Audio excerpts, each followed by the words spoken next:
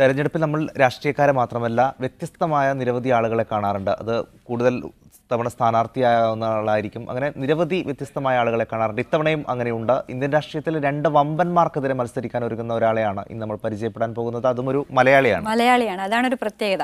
എറണാകുളം ചെറായി സ്വദേശിയായ ആഷിൻ നേരിടാൻ ഒരുങ്ങുന്നത് ആ വമ്പന്മാരുടെ പേര് കേട്ടാൽ ആരും ഒന്നും ഞെട്ടുമെന്നാണ്. അതായത് വ്യക്തമായ ഉദ്ദേശ ലക്ഷ്യത്തോടു കൂടിയാണ് ഈ യുവ സംരംഭകൻ തെരഞ്ഞെടുപ്പ് ഗോതയിലേക്ക് ഇറങ്ങുന്നത്. ഇപ്പോൾ പ്രേക്ഷകർ വിചാരിക്കുന്നുണ്ടാവും ആരാണ് ഈ പറയുന്ന രാഷ്ട്രീയക്കാരെന്നുള്ളതല്ലേ. അതെന്തായാലും നമുക്ക് ഈ റിപ്പോർട്ട് കണ്ട് മനസ്സിലാക്കാം.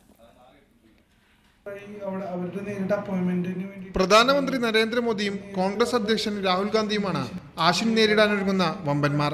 ഇന്ത്യൻ ഗാന്ധിയൻ പാർട്ടിയുടെ ബാനറിലാണ് ആഷിൻ വാരണാസിയിലും അമേഠിയിലും മത്സരിക്കുന്നത്.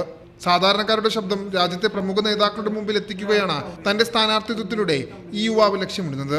നരേന്ദ്രമോദി നമ്മുടെ ഇപ്പോഴത്തെ പ്രധാനമന്ത്രിയും അതുപോലെ രാഹുൽ ഗാന്ധി ഇപ്പോൾ ചിലപ്പോൾ ഒരു ഭരണം മാറുകയാണെന്നുണ്ടെങ്കിൽ പ്രധാനമന്ത്രി ആവാൻ സാധ്യതയുള്ള ആൾക്കാരാണ് ഈ രണ്ടുപേരും. അപ്പോൾ അവരിലേക്ക് ഓൺട്രപ്രണേഴ്സിന് വേണ്ടിയിട്ടുള്ള ആശയങ്ങൾ എത്തിക്കുക എന്നുള്ളതാണ് നമ്മുടെ ലക്ഷ്യം. രാഹുൽ ഗാന്ധിക്കും നരേന്ദ്രമോദിക്കുമെതിരെ ഒരു അട്ടിമറി വിജയമൊന്നും ആഷിൻ സ്വപ്നം കാണുന്നില്ല.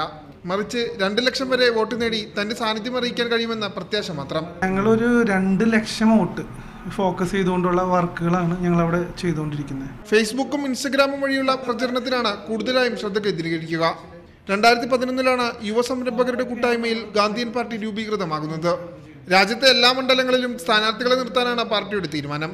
മുഹമ്മദ് സക്കരിയ, മീഡിയ 1, കൊച്ചി.